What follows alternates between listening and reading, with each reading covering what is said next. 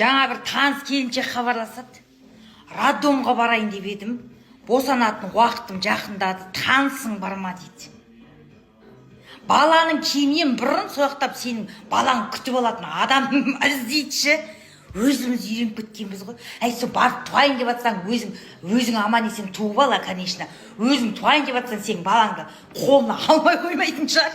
Өзіміз үйреніп кеткенбіз ғой, таныс керек. Сол келіншекпен сөйлесем деп баяғы туатын кезіміздің бәрі есіме түсті. Өлә.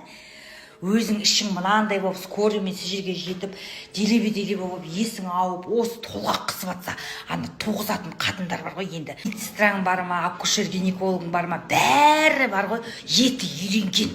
Күніге сөйтіп келетін қатындар көрген еті үйренген ғой деймін аға. Отыра қалады да, сенің жазады. Сол плановый жүктілік ба дейді. Ана қарай, өзің туайын деп отырсың. Иә дейсің. Байың бар ма дейді. Иә дейсің. Қандай адресте тұрасың дейді. Бәленше деген адресте тұрам дейді. Қаншасыншы бала туайын деп отырсың? Түгінші деген бала туайын деп отырсың. Өзің өліп отырсаң, ойбай етек кірін қашан келіп еді дейді ғой. Алғаш рет етек кірін қашан келді дейді.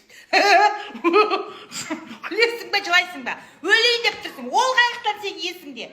Ойбай, білмеймін деп атқаны. Тұра тұр, сақтың бәріне дұрыстап жауап бер. Шыда. Одан өліп тауып, ана жаққа барасың. Содан екі қатын қасыңа келеді де екеуі әңгімені жібереді. Отырыс былай.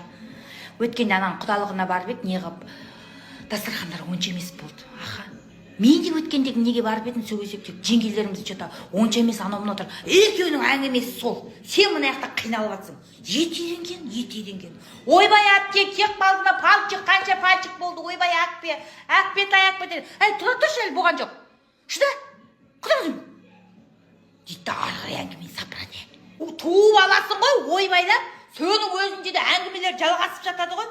Ой, өткенде біздің де құдалықта онша емес бұл. Жеңгеміз әкегенің біреуін көрсеткен жоқ. Апарып тықты, ана шашуын да берген жоқ қой. Баланы орап жатыр. Әй, мен не тудым деп сұрап аласың әуел. Әй, ол тудың дейді.